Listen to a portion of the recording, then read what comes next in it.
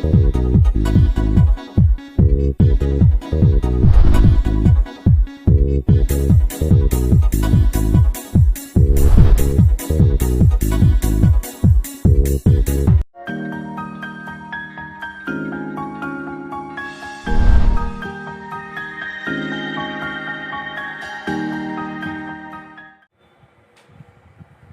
Channel से जुड़े सभी विद्यार्थियों को गुड मॉर्निंग। अभी तक आप लोग को जो पीछे वाले वीडियो में कुछ प्रश्न उत्तर बताया गया, उसी से फिर हम लोग प्रश्न निकालते हैं।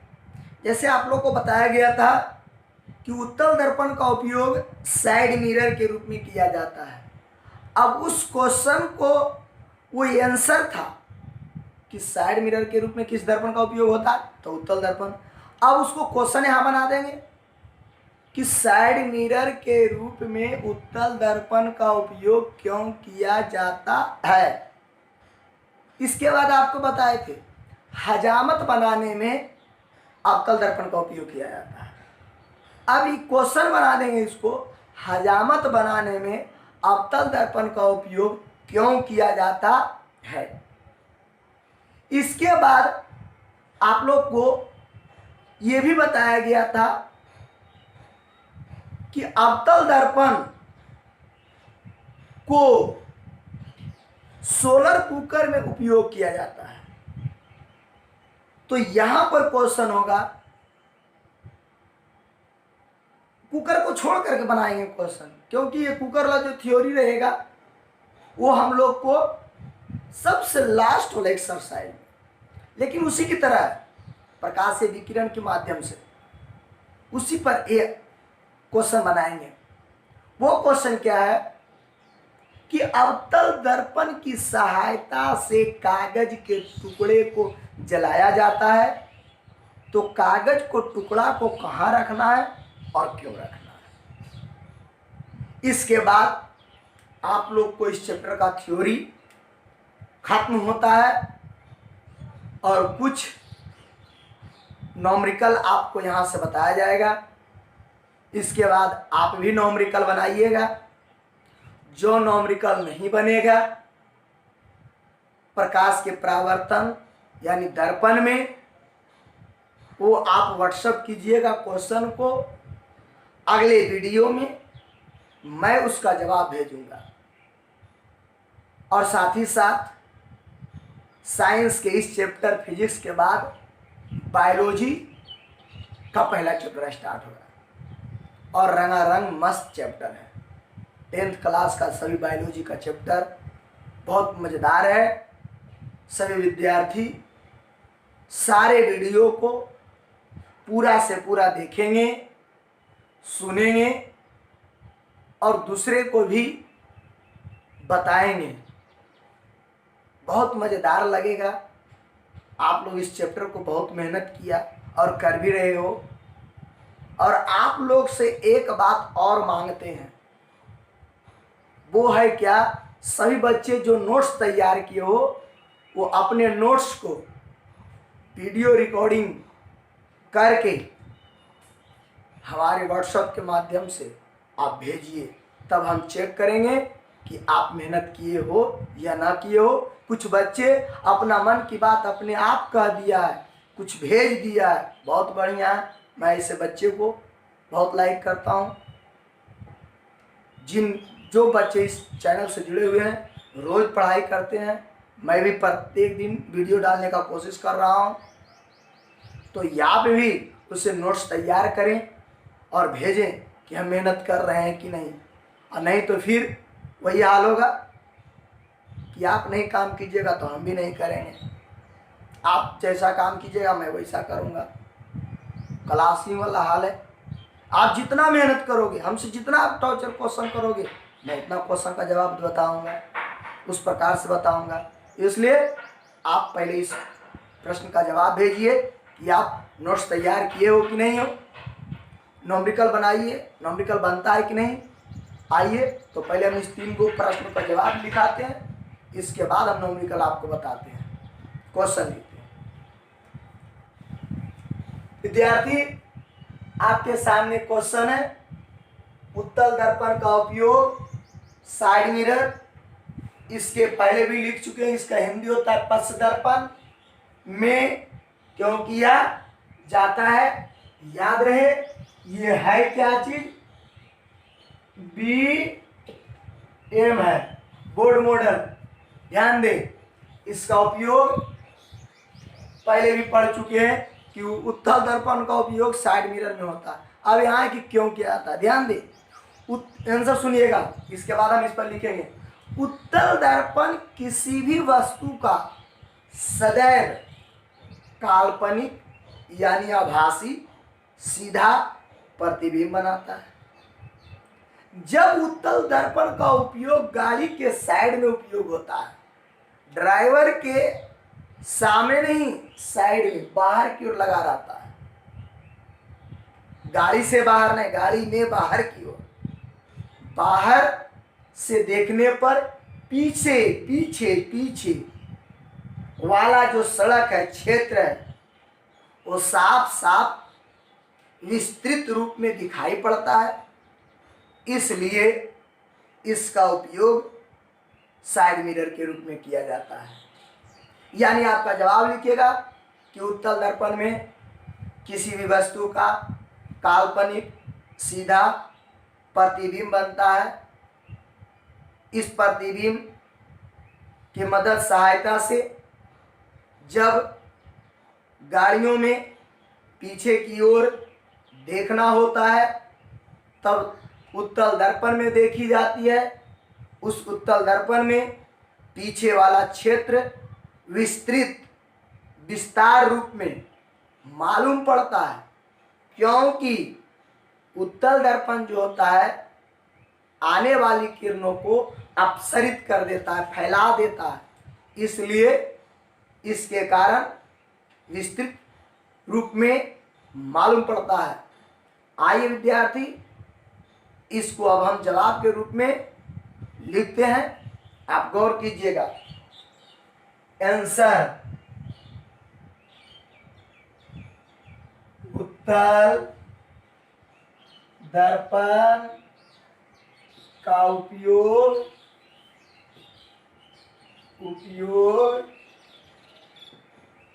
साइड मिरर में इसलिए किया जाता है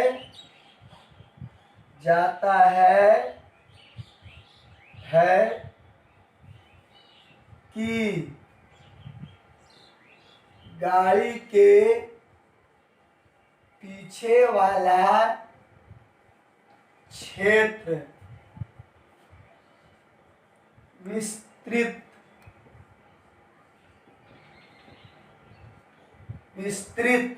बड़ा विस्तृत सीधा दिखाई पड़ता है। यदि इसको हम चित्र पर लेते हो तो ऐसे दर्शाएंगे, यह देखिए अपसरित यानी जो भी क्षेत्र दिखाई पड़ेगा विस्तार रूप में, ये देखिए प्रकाश थी और देखने के रूप में ये दिखाई पड़ेगा पहले का अपेक्षा पहले का अपेक्षा आपको विस्तार बड़ा, इसलिए इसका उपयोग साइड मिरर के रूप में किया जाता है।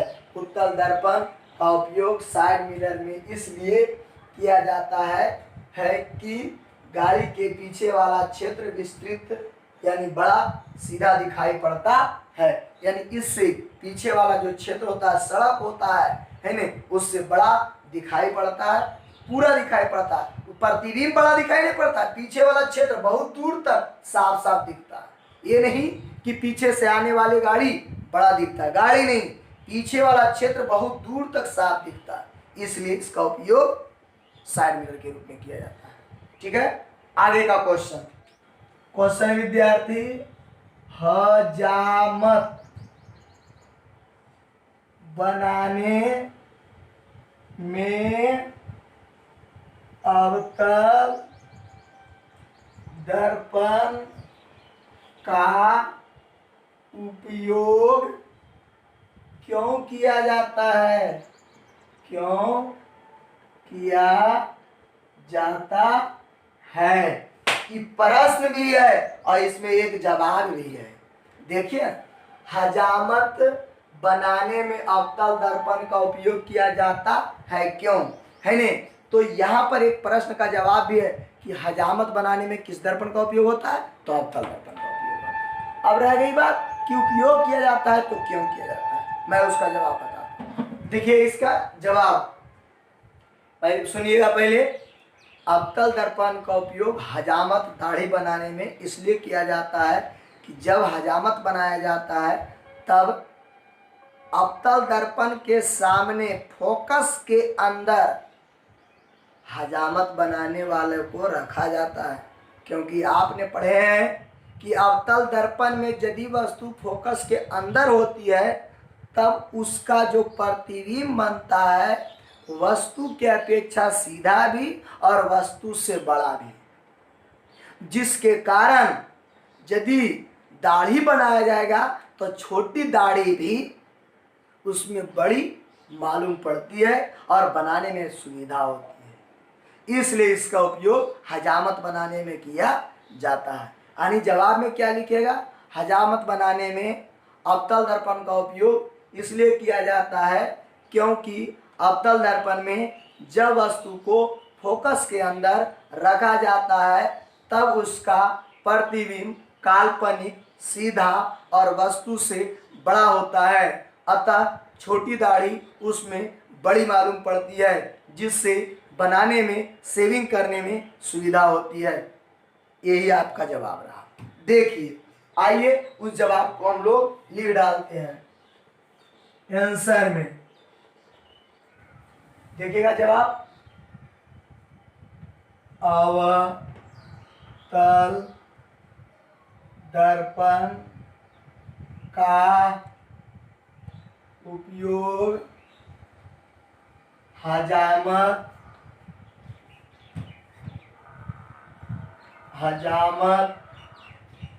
बनाने में इसलिए किया जाता है कि जब वस्तु अवतल दर्पण में फोकस के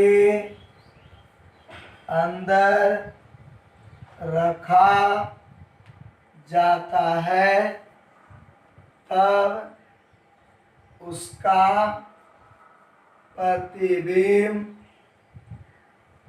सीधा और बड़ा होता है, अतः छोटी दाढ़ी बड़ी मालूम पड़ती है। ये था आपका जवाब। देखिए, अवतल दर्पण का उपयोग हजामत यानी दाढ़ी बनाने में इसलिए किया जाता है कि जब वस्तु अवतल दर्पण में, यहाँ पर वस्तु जो है दाढ़ी है ना, जब वस्तु अवतल दर्पण में फोकस के अंदर रखा जाता है तब उसका प्रतिबिंब सीधा और बड़ा होता, अतः छोटी दाढ़ी जो होती है उसमें बड़ी मालूम पड़ती है, बनाने में सुविधा होती है, साफ साफ दिखता है। अब आगे का क्वेश्चन,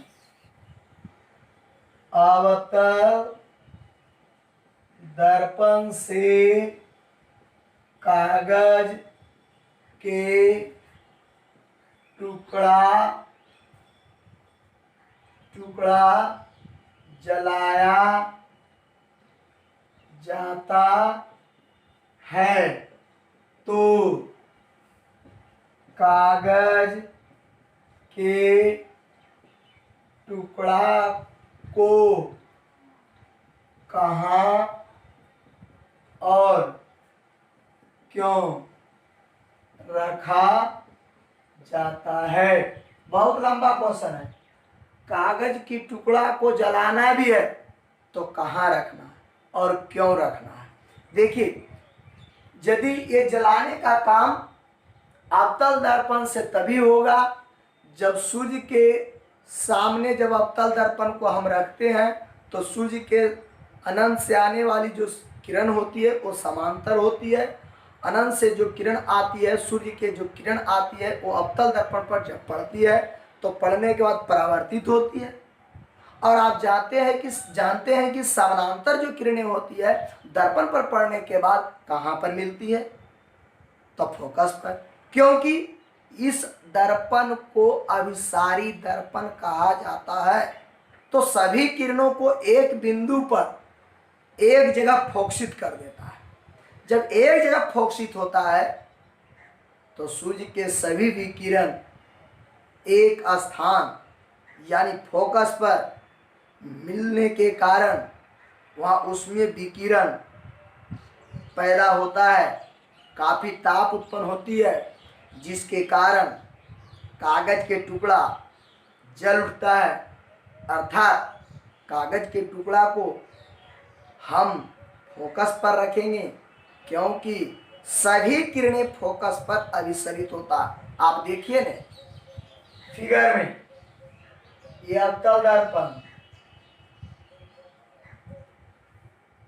यदि समांतर किरण आप ऐसे भी देते हैं तो कोई दिक्कत नहीं।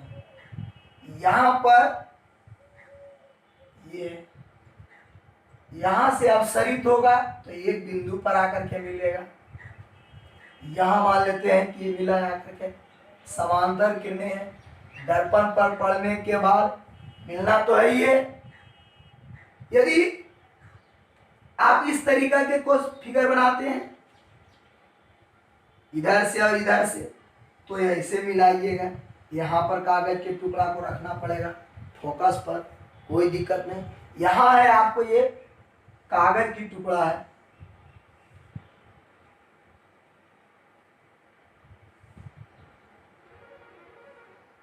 ये कागज की टुकड़ा है, कागज की टुकड़ा है, यही इसका फोकस है। ये क्या है? फोकस है। तो ये तो फोकस आपको प्रधान अक्ष पर होता है, लेकिन यहाँ पर दर्शाए ताकि साफ साफ दिखाई पड़े। देखिए विद्यार्थी, यहाँ पर गौर से कीजिएगा, ध्यान से देखिएगा, यही चीज हम आपको लिखाएंगे कि अवतल दर्पण में जब कागज की टुकड़ा को जलाना होता है तब कागज के टुकड़ा को फोकस पर रखते हैं, क्योंकि अनंत से आने वाली जो किरण होती है वो समानांतर होती है और समानांतर किरण दर्पण पर पड़ने के बाद फोकस पर मिलती है। इसलिए जब जलाना होता है सूर्य के प्रकाश से, सूर्य के प्रकाश, कोई लालटेन की प्रकाश से नहीं जलेगा, सूर्य के प्रकाश से जब समानांतर किरणें आती है तो दर्पण पर पड़ने के बाद वो कहाँ मिलती है? फोकस पर। तो कागज के टुकड़ा को कहाँ रखना है? फोकस पर, तब कागज का टुकड़ा जल उठेगा। तो जवाब मिल गया। अवतल दर्पण से कागज के टुकड़ा जलाया जाता है, ये तो जवाब ही है। यदि जलाया जाता है तो कागज के टुकड़ा को कहाँ रखना है? तो कहाँ रखना? फोकस पर। क्यों रखना? क्योंकि सभी किरणें फोकस पर मिलती है। ये दोनों जवाब हुआ। तो आइए इस जवाब को आंसर में हम लोग लिखते हैं। आंसर, कागज के टुकड़ा को अवतल दर्पण से जलाने, कागज के टुकड़ा को अवतल दर्पण से जलाने के लिए टुकड़ा को मुख्य फोकस पर रखना चाहिए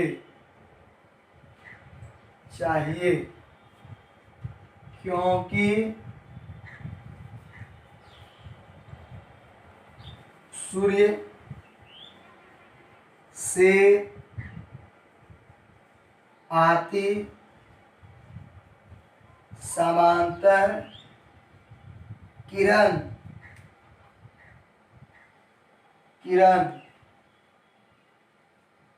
फोकस पर अभिसरित होता है। जवाब हुआ।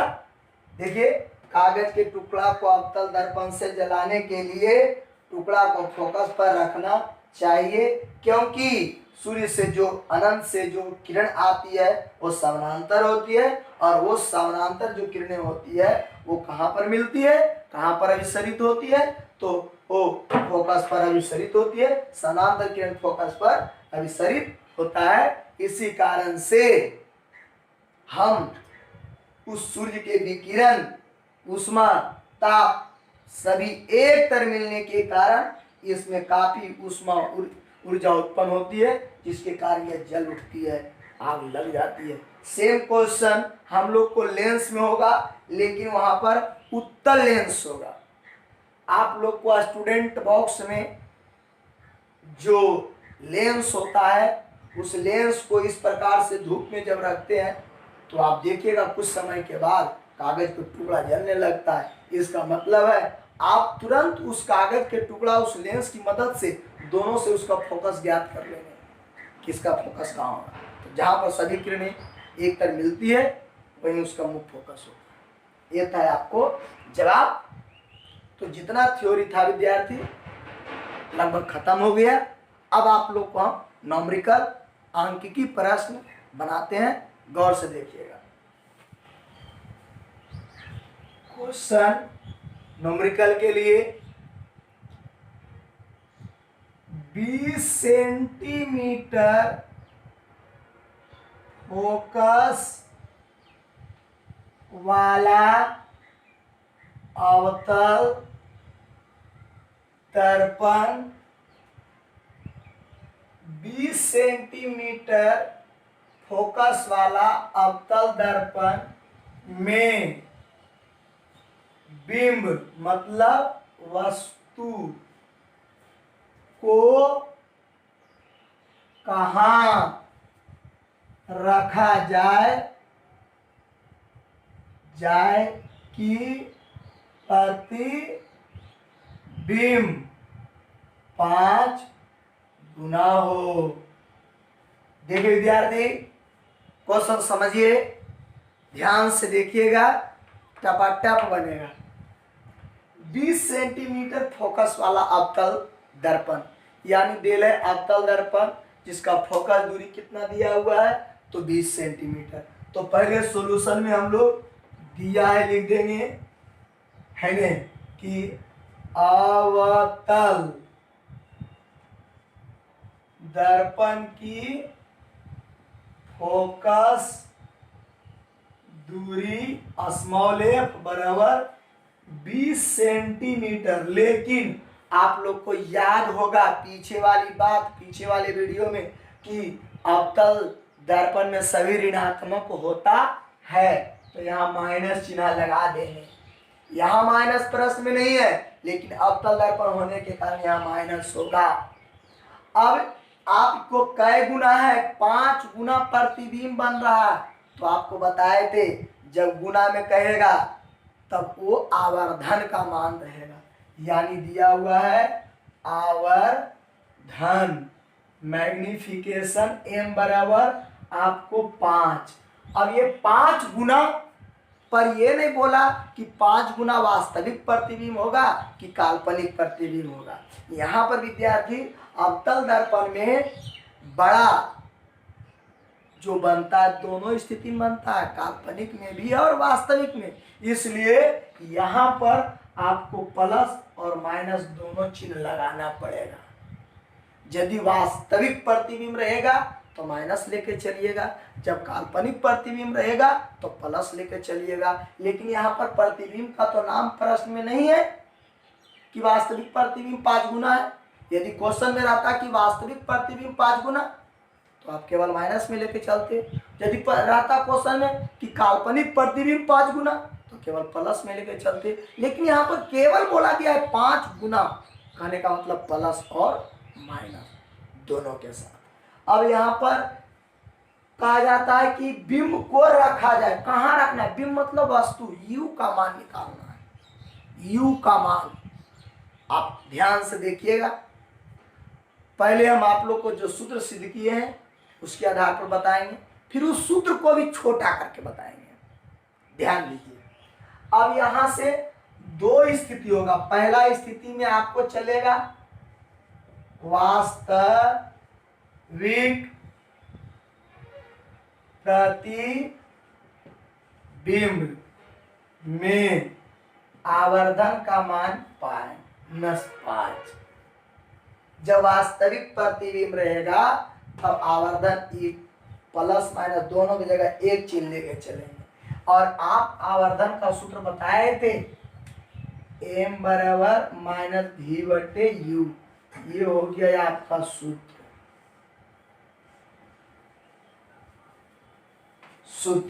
अब देखिए यहां पर m की जगह पर रखेंगे -5 -v/u। देख रहा है विद्यार्थी, ई से ई कट गया, क्रॉस मल्टीप्लाई तो v बराबर 5u। देख रहा है गौर से, ये v का मान आ गया। अब हम लोग चलेंगे दर्पण सूत्र से। 1/v/u ये हो गया आपको दर्पण सूत्र। ध्यान देंगे गौर से।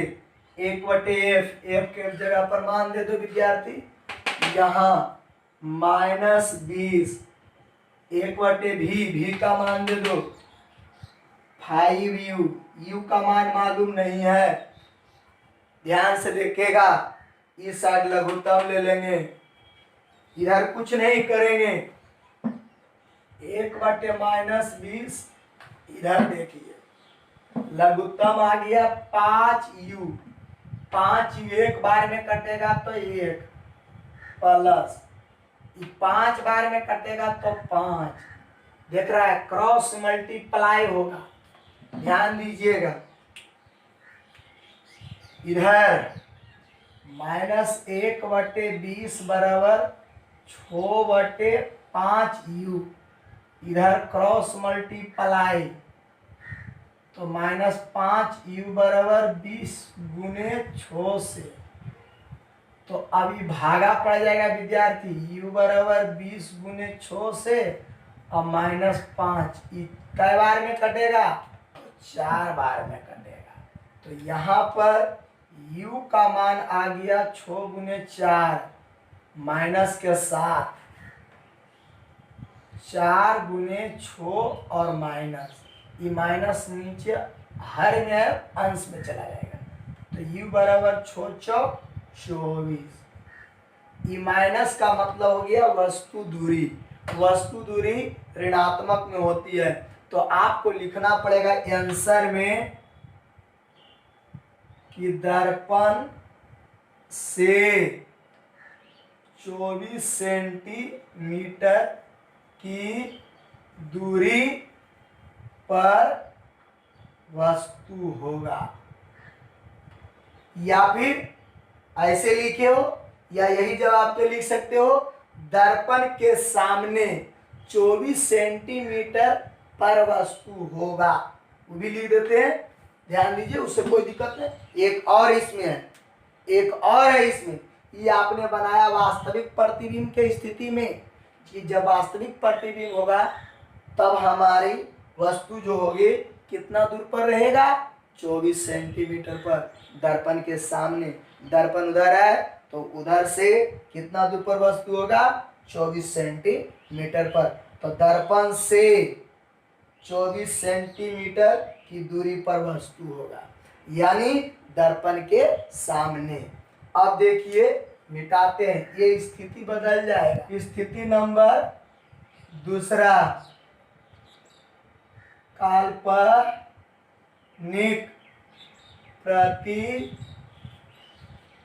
प्रतिबिंब में m बराबर प्लस में 5, सूत्र लगेगा m बराबर माइनस b बटे u। ये सूत्र है, m का वैल्यू 5, v बटे u, क्रॉस मल्टीप्लाई, तो माइनस v बराबर 5u, तो v बराबर माइनस 5u। दर्पण सूत्र से 1/a बराबर 1/v प्लस 1/u, 1/- -20, 1/v का वैल्यू 5u, 1/u। ध्यान दें, 1/- लघुत्तम लेंगे 5u, लघुत्तम में आपको 5u आएगा। ध्यान दो, एक बार में कटेगा लेकिन माइनस चल जाएगा ऊपर, 5 बार में कटेगा 5, ई आ गया -1/20, आ गया आपको -4, सॉरी आ गया 4/5u, क्रॉस मल्टीप्लाई, तो 5u बराबर 20 चौका 80, u बराबर 80/5, गुना में हलते कितना बार में 16/85, u बराबर -16। वही चीज लिखेंगे दूसरा आंसर में। जवाब क्या बताए थे, याद है कि दर्पण के सामने 16 सेंटीमीटर पर वस्तु मतलब बिंब होगा। तो एक वो आया था आपको कितना याद है, और दूसरा कितना आया ये भी याद है। तो ये था आपको दोनों में जब आप पूछ रहा था कि बिंब को कहाँ रखा जाए, तो ये आपको पता होगा कि काल्पनिक प्रतिबिंब बनेगा तो कहाँ रखना है, 16 सेंटीमीटर पर, और आपको एक था 24 सेंटीमीटर पर। तो ये जवाब है, दोनों रहेगा दर्पण के सामने। ठीक है, तो आप देखिए कि जब गुना में पूछेगा 5 गुना हो, 3 गुना हो, 2 गुना हो, है ने, तो वो आवर्धन का मान दिया हुआ रहेगा, उसका कोई मात्रक नहीं रहेगा। ध्यान से आपने देखे, नॉमरिकल बनाने में चिन्ह परिपाटी को ध्यान में रखे। आप देखिए सूत्र को थोड़ा छोटा करते हैं कैसे, डायरेक्ट बनाने के लिए। ऐसे भिन्न का जोड़ बनाने में ज़्यादा समय लगता है, बहुत लंबा, और थोड़ा सामान पुट करेंगे जवाब पाएंगे। यही क्वेश्चन, यही प्रश्न को थोड़ा छोटा कर देते हैं। आप लोग पढ़े हैं दर्पण सूत्र 1/a बराबर 1/v प्लस 1/u।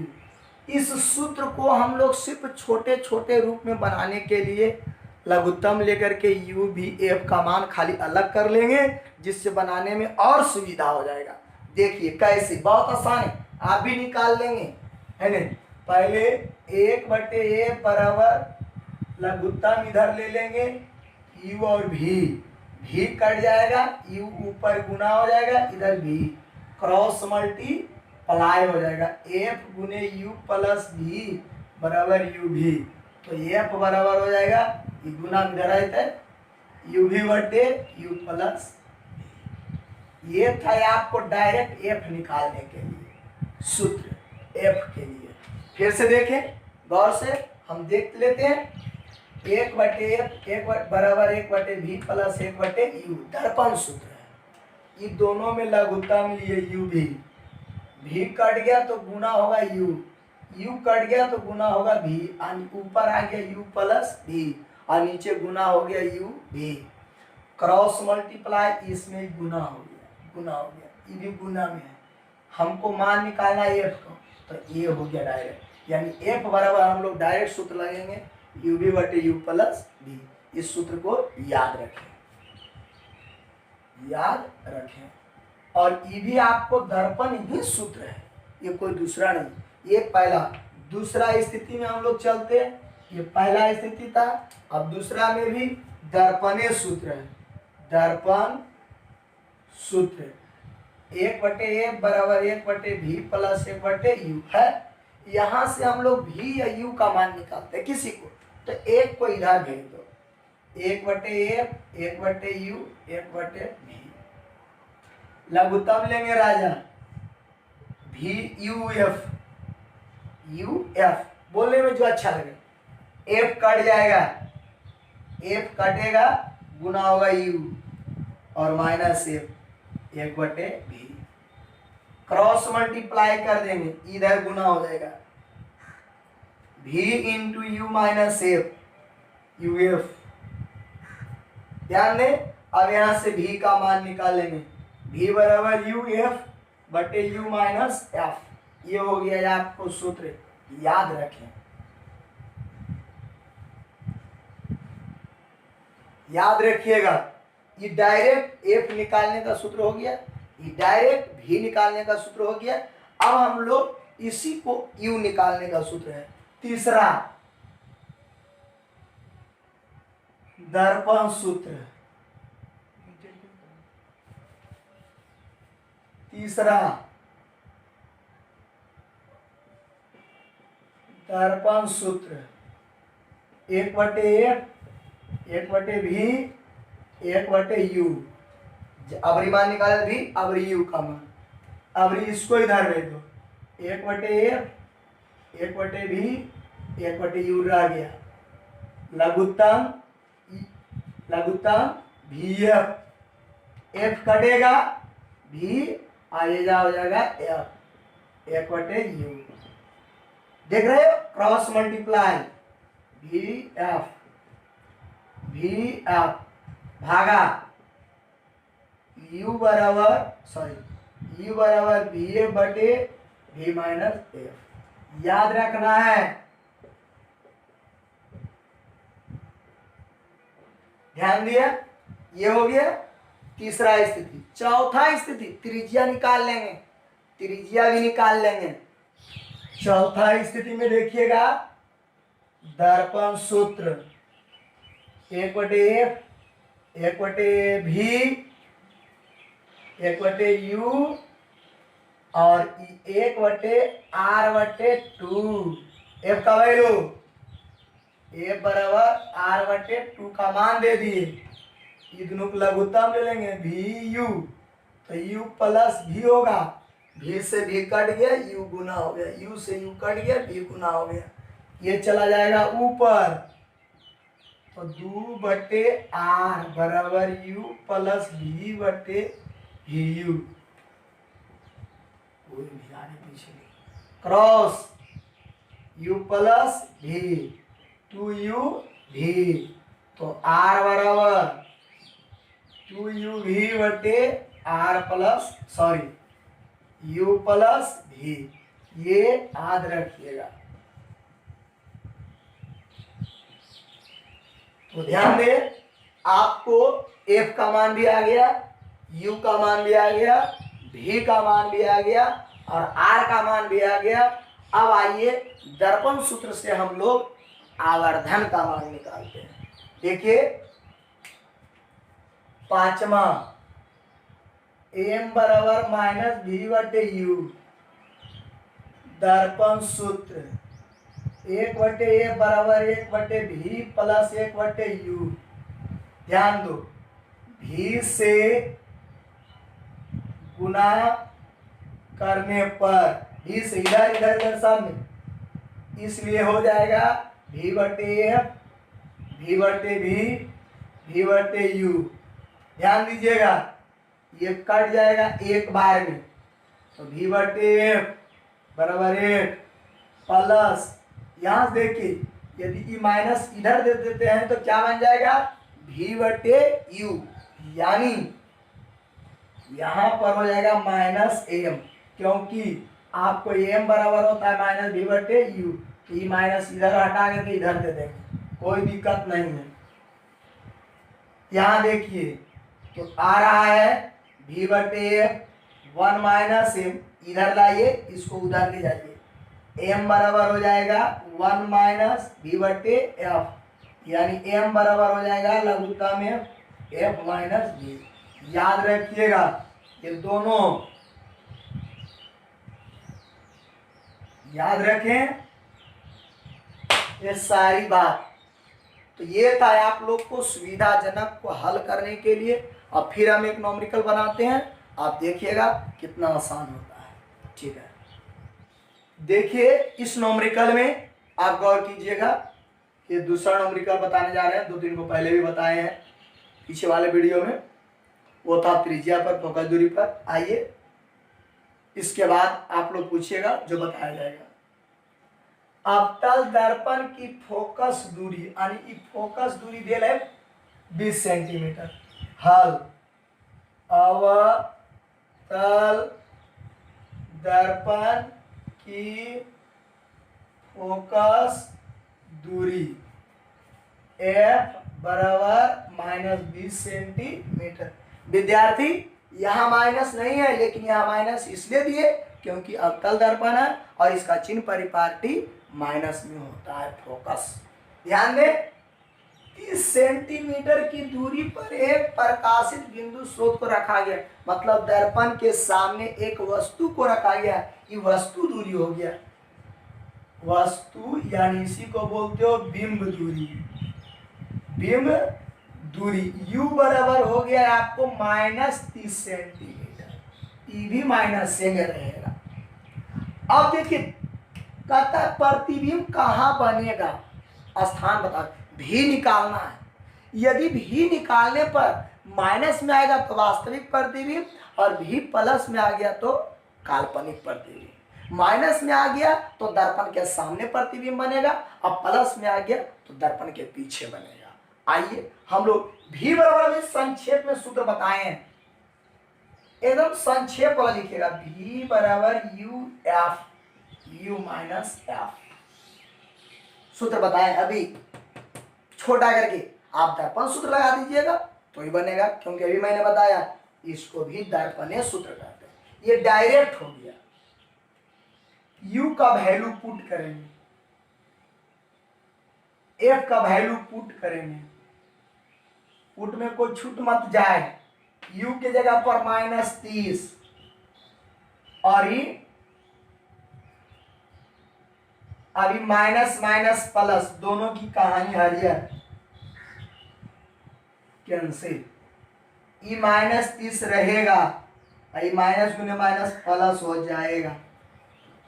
गुना करबो तो 600 हो जीते, 20 में 30 घट जीते तो माइनस में 10 होते, 0 से 0 कट जीते, -60 आ गए। इसका मतलब वास्तविक प्रतिबिंब 60 सेंटीमीटर की दूरी पर बनेगा। आंसर में लिखिएगा विद्यार्थी, दर्पण के सामने 60 सेंटीमीटर की दूरी पर प्रतिबिंब होगा। ये सामने का मतलब हो गया माइनस, तो माइनस चिन्ह यहाँ नहीं लिखना है। जब ये शब्द में लिख देंगे तब ये माइनस का मतलब वास्तविक प्रतिबिंब बता रहा है, और वास्तविक प्रतिबिंब आपको बताए थे दर्पण के सामने वाले क्षेत्र को वास्तविक क्षेत्र कहते हैं। क्षेत्र में बना प्रतिबिंब वास्तविक प्रतिबिंब होता है। तो याद रहे विद्यार्थी, आप लोग न्यूमेरिकल बनाइएगा, जो नहीं समझ में आएगा वो आप व्हाट्सएप कीजिए, मैं सॉल्यूशन दूंगा। Thank you.